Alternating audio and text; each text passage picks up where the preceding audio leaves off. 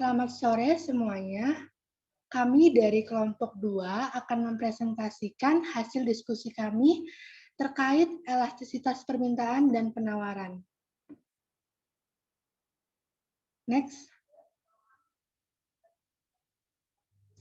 Sebelumnya, perkenalkan terlebih dahulu anggota kelompok kami, diantaranya ada saya, Francisca Indah Permatasari dengan NIM 4111420002, lalu ada Febriana Wahyuningsih dengan NIM 4111420016, dan juga ada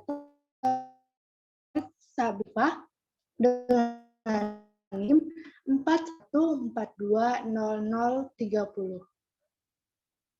Next. Subbab yang pertama yaitu tentang elastisitas permintaan dan koefisien elastisitas permintaan. Next. Nah, di sini di subbab ini satu pengukuran kuantitatif yang menunjukkan sampai di mana besarnya pengaruh perubahan harga terhadap perubahan permintaan. Ukuran ini dinamakan elastisitas. Elastisitas permintaan dibedakan kepada 3 konsep.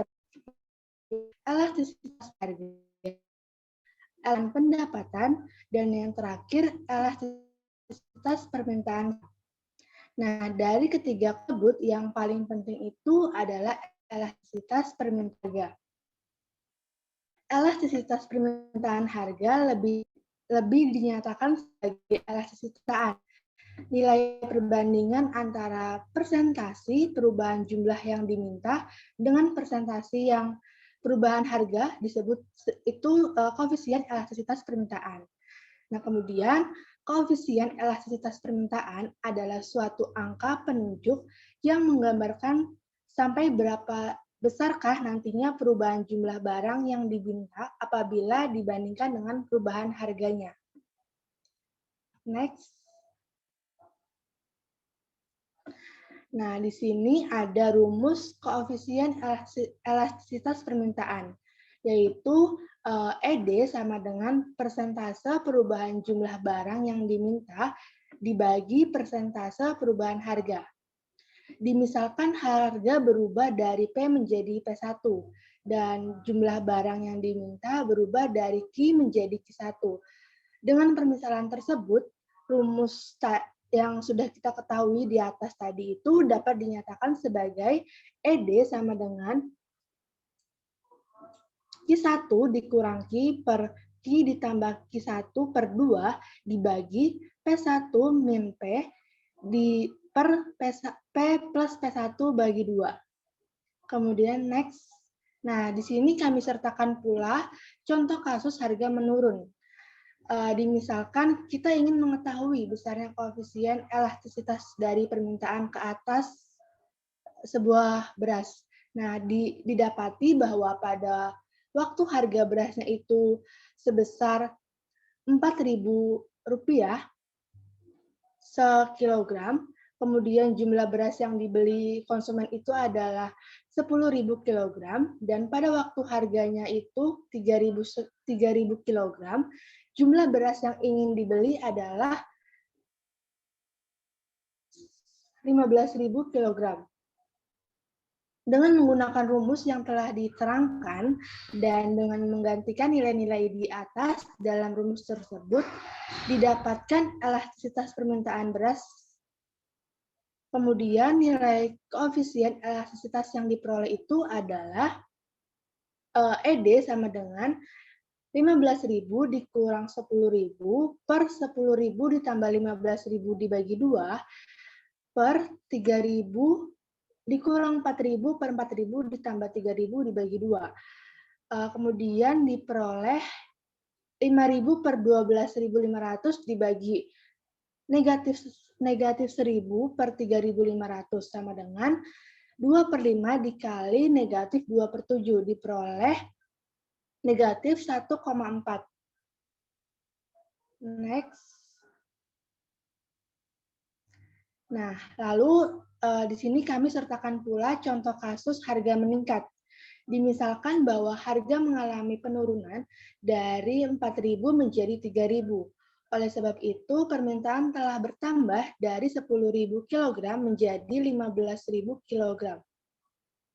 Bagaimanakah kalau perubahan tersebut dipandang dari sudut yang sebaliknya? Yaitu dimisalkan harga naik dari 3.000 menjadi 4.000. Dan oleh karenanya permintaan berkurang dari 15.000 kg menjadi 10.000 kg. Kalau perubahan harga dan permintaan dipandang secara yang sudah kita sebutkan tadi di atas, maka elastisitas permintaan di atas itu dapat kita peroleh ED sama dengan 10.000 dikurang 15.000 per 10.000 ditambah 15.000 dibagi 2 per 4.000 dikurang 3.000 per 4.000 ditambah 3.000 dibagi 2. Diperoleh negatif 5.000 per 12.500 dibagi 1.000 per 3.500 sama dengan negatif 2 per 5 dikali 2 per 7, maka hasil akhirnya akan kita dapatkan negatif 1,4. Next. Lalu kita akan membahas subbab yang kedua, yaitu elastisitas permintaan sepanjang kurva permintaan. Next. Dalam suatu kurva permintaan yang berbentuk garis lurus, koefisien elastisitasnya adalah berbeda-beda dari berbagai tingkat harga. Untuk melihat buktinya, perhatikanlah contoh tabel yang sudah kita sertakan pada PPT ini. Ada 2 tabel di sini, ada 2 gambar. Yang pertama ini dalam bentuk tabel, kemudian yang kedua ini dalam bentuk kurva. Nah, hasil perhitungan ini dihubungkan dengan bagian yang sesuai pada kurva permintaan pada gambar di atas. Jelas kelihatan bahwa pada bagian yang lebih tinggi, nilai koefisien elastisitas permintaannya adalah lebih besar. Next. Kemudian kita akan membahas tingkat elastisitas permintaan. Nilai koefisien elastisitas berkisar di antara 0 dan tak terhingga. Elastisitas adalah 0 apabila perubahan harga tidak akan mengubah jumlah yang diminta, yaitu yang diminta tetap saja jumlahnya walaupun harga mengalami kenaikan atau menurun. Nah, kurva permintaan yang koefisien elastisitasnya itu bernilai 0, bentuknya adalah sejajar dengan sumbu tegak. Jadi bentuknya itu adalah seperti yang ditunjukkan pada gambar yang tadi sudah kita ketahui. Lalu kurva permintaannya itu adalah kurva permintaan yang dinamakan tidak elastis sempurna. Nah, kemudian koefisien elastisitas permintaan bernilai tidak terhingga apabila pada suatu harga tertentu pasar sanggup membeli semua barang yang ada di pasar. Berapapun banyaknya barang yang ditawarkan oleh para penjual pada harga tersebut, semuanya akan dapat terjual. Next. Kemudian, kurva permintaan yang koefisien elastisitasnya itu adalah tidak terhingga, berbentuk sejajar dengan sumber datar, dan sifat permintaan itu dikenal dengan elastisitas sempurna. Kemudian, kurva permintaan yang berbentuk istimewa adalah seperti yang ditunjukkan dalam gambar ketiga. Nah, kurva itu mempunyai koefisien elastisitas permintaan sebesar 1 dan lazim disebut sebagai kurva permintaan yang elastisitasnya itu bersifat elastisitas uniter. Kemudian, untuk kurva permintaan yang ada di gambar keempat adalah permintaan yang bersifat tidak elastis. Dikatakan suatu permintaan adalah bersifat tidak elastis apabila koefisien elastisitas permintaan tersebut di antara 0 dan 1. Nah, koefisien permintaan mempunyai nilai yang demikian apabila persentase perubahan harganya itu lebih besar daripada persentase perubahan jumlah yang diminta.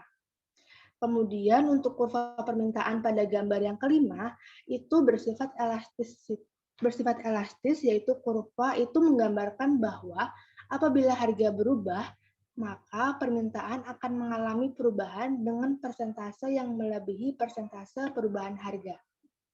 nilai koefisien elastisitas dari permintaan yang bersifat elastis adalah lebih besar dari 1. Nah, di sini kami sertakan pula kurva jenis-jenis elastisitas. Ini ada gambar yang pertama, kedua, ketiga, keempat, dan kelima. Untuk gambar yang pertama ini, itu adalah kurva tidak elastis sempurna. Kemudian gambar yang kedua ini elastis sempurna. Yang ketiga ini elastisitas uniter. Dan yang keempat ini tidak elastis. Dan juga yang kelima ini elastis. Next. Kemudian ada faktor penentu elastisitas permintaan. Jadi ada beberapa faktor yang menimbulkan perbedaan dalam elastisitas permintaan berbagai barang. Yang terpenting itu diantaranya ada 3. Yang pertama, tingkat kemampuan barang-barang lain untuk menggantikan barang yang bersangkutan. Yang kedua, persentase pendapatan yang akan dibelanjakan untuk membeli barang tersebut. Dan yang ketiga, jangka waktu di dalam mana permintaan itu dianalisis. Next. Untuk subbab yang berikutnya akan dibahas oleh rekan saya. Terima kasih.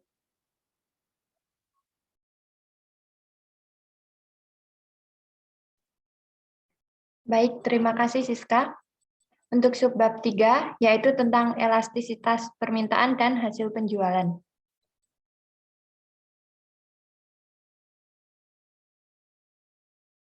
Kaitan antara perubahan harga dengan hasil penjualan. Hasil penjualan merupakan pendapatan yang diterima oleh para penjual dari pembayaran terhadap orang yang dibeli para konsumen. Nilainya adalah sama dengan harga dikalikan dengan jumlah barang yang dibeli para pembeli. Kalau harga berubah, maka hasil penjualan dengan sendirinya akan berubah. Permintaan yang bersifat elastis, kenaikan harga menyebabkan penurunan dalam hasil penjualan. Untuk membuktikan kebenaran pernyataan ini, perhatikanlah daftar permintaan yang terdapat dalam tabel 5.1 dan gambar 5.2 berikut.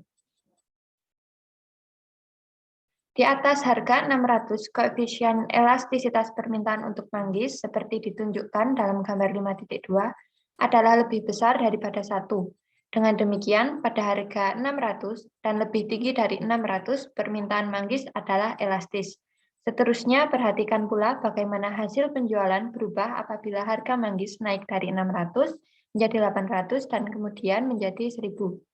Pada waktu 600, jumlah manggis yang diminta adalah 6.000, berarti hasil penjualan berjumlah 3,6 juta. Kalau harga 800, jumlah manggis yang akan dibeli adalah 4.000, maka hasil penjualan berjumlah 3,2 juta. Setelah harga mencapai 1.000, hanya sebanyak 2.000 manggis akan dibeli para penggemarnya, dan oleh karenanya hasil penjualan hanya mencapai 2 juta. Angka-angka hasil penjualan di atas menunjukkan bahwa kalau koefisien elastisitas melebihi 1 atau permintaan bersifat elastis, kenaikan harga akan mengurangi hasil penjualannya. Selanjutnya, perhatikanlah keadaan yang selebihnya, yaitu sekiranya harga adalah di antara 200 dan 600. Kalau harga manggis hanya mencapai 200, sebanyak 10.000 buah akan diminta para pembeli, dan ini mewujudkan hasil penjualan sebanyak 2 juta. Kalau harga bertambah menjadi 400, jumlah barang yang diminta berjumlah 8.000, dan dengan demikian hasil penjualan mencapai 3,2 juta. Telah ditunjukkan di atas bahwa apabila harga mencapai 600, maka hasil penjualan yang diperoleh berjumlah 3,6 juta. Jelas terlihat dari perhitungan ini bahwa di antara harga 200 dan 600, apabila harga naik, hasil penjualan menjadi bertambah tinggi. Dalam tabel 5.1 telah ditunjukkan bahwa di antara harga 200 dan 600, koefisien elastisitas permintaan adalah lebih kecil daripada 1. Berarti permintaan bersifat tidak elastis dan ternyata hasil penjualan bertambah apabila harga naik. Dari keadaan ini, dapatkah dibuat kesimpulan bahwa apabila permintaan bersifat tidak elastis, maka kenaikan harga akan menyebabkan kenaikan hasil penjualan. Subbab 4, yaitu jenis elastisitas harga yang lain. Yang pertama yaitu terdapat elastisitas permintaan silang. Koefisien yang menunjukkan sampai di mana besarnya perubahan permintaan terhadap suatu barang apabila terjadi perubahan terhadap harga barang lain dinamakan elastisitas permintaan silang.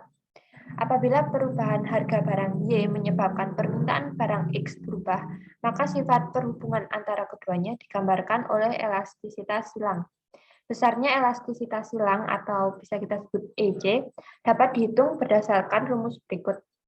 EC sama dengan persentase perubahan jumlah barang X yang diminta dibagi dengan persentase perubahan harga dari barang Y. Nilai elastisitas silang berkisar di antara tak terhingga yang negatif kepada tak terhingga yang positif. Barang-barang pengenap elastisitas silangnya bernilai negatif. Jumlah barang X yang diminta berubah ke arah yang bertentangan dengan perubahan harga barang Y. Kalau harga Y naik, maka jumlah permintaan terhadap barang X berkurang.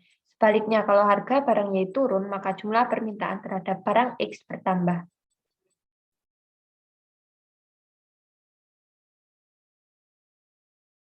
Yang kedua yaitu terdapat elastisitas permintaan pendapatan. Koefisien yang menunjukkan sampai di mana besarnya perubahan permintaan terhadap suatu barang sebagai akibat daripada perubahan pendapatan pembeli dinamakan elastisitas permintaan pendapatan. Besarnya elastisitas pendapatan atau bisa kita sebut EY dapat ditentukan menggunakan rumus berikut. EY sama dengan persentase perubahan jumlah barang yang diminta dibagi dengan persentase perubahan pendapatan. Untuk kebanyakan barang, kenaikan pendapatan akan menyebabkan kenaikan permintaan. Di sini terdapat hubungan yang searah di antara perubahan pendapatan dan perubahan permintaan. Dengan demikian, elastisitas pendapatannya adalah positif. Barang-barang yang bersifat elastis pendapatannya adalah demikian dinamakan barang normal. Beberapa jenis barang mengalami pengurangan dalam jumlah yang dibeli apabila pendapatan bertambah. Berarti perubahan pendapatan dan jumlah yang dibeli bergerak ke arah yang berkebalikan. Dengan demikian, elastisitasnya adalah negatif. Barang ini dinamakan dengan barang inferior. Elastisitas pendapatan dikatakan tidak elastis apabila koefisien elastisitasnya adalah kurang dari 1, yaitu apabila perubahan pendapatan menimbulkan perubahan yang kecil terhadap jumlah yang diminta. Elastisitas pendapatan dinamakan elastis apabila perubahan pendapatan menimbulkan pertambahan permintaan yang lebih besar daripada perubahan pendapatan. Berbagai jenis makanan dan hasil pertanian mempunyai elastisitas pendapatan yang kurang elastis, yaitu pertambahan permintaannya berkembang lebih lambat daripada pertambahan pendapatan. Barang-barang tahan lama dan mewah adalah lebih elastis kalau dibandingkan dengan barang makanan dan pertanian.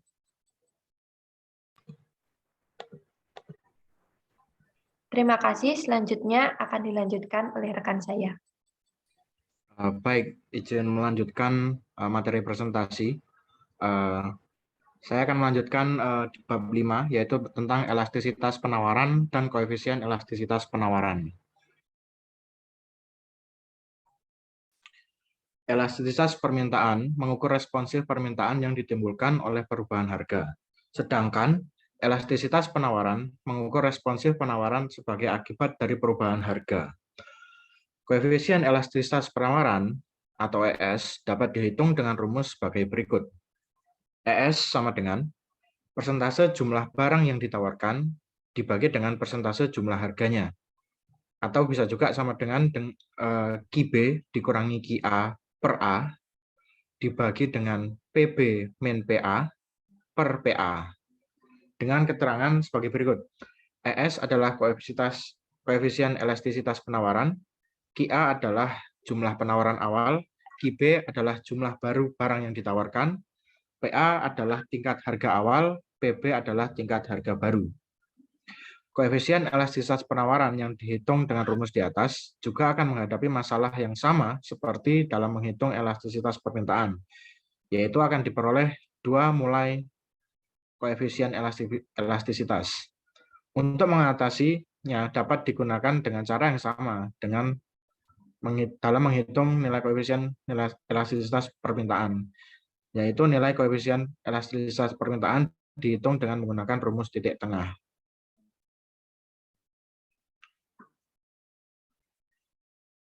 Tingkat elastisitas kurva penawaran. Terdapat 5 tingkatan elastisitas kurva penawaran. Berikut adalah tingkatannya. 1.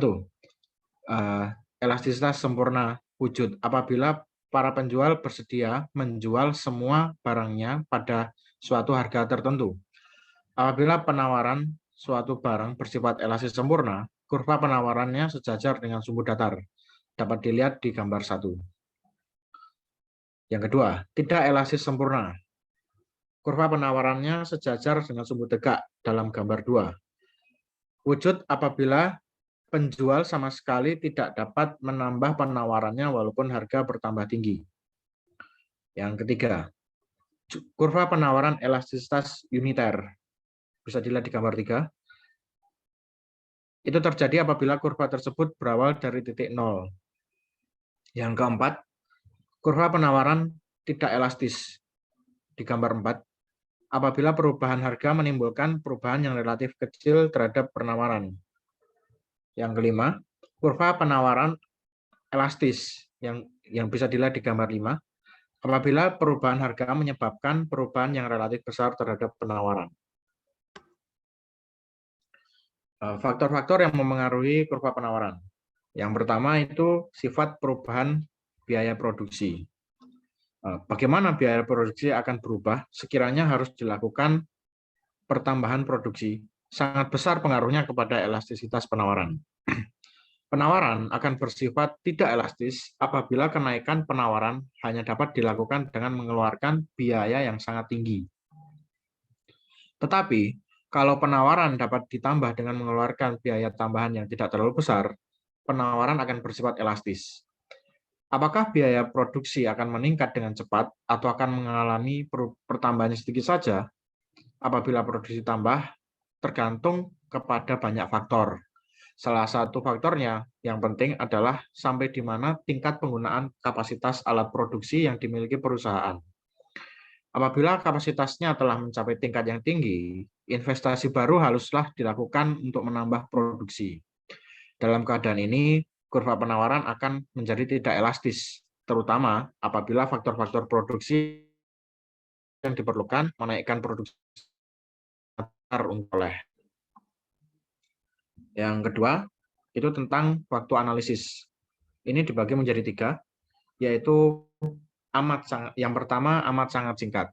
Yang dimaksudkan dengan masa amat singkat adalah jangka waktu di mana para penjual tidak dapat menambah penawarannya.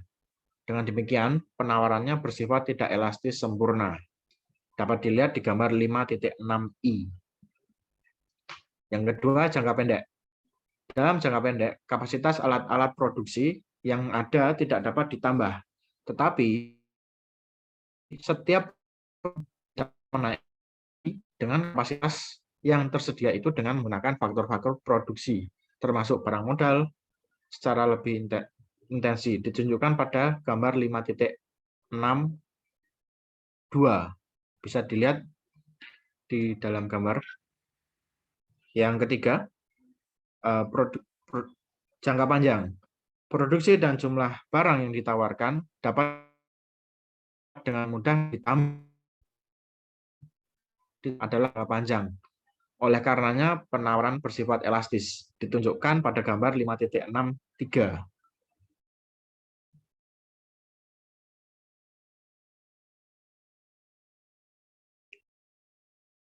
Tentang dari apabila kata, kami mohon maaf.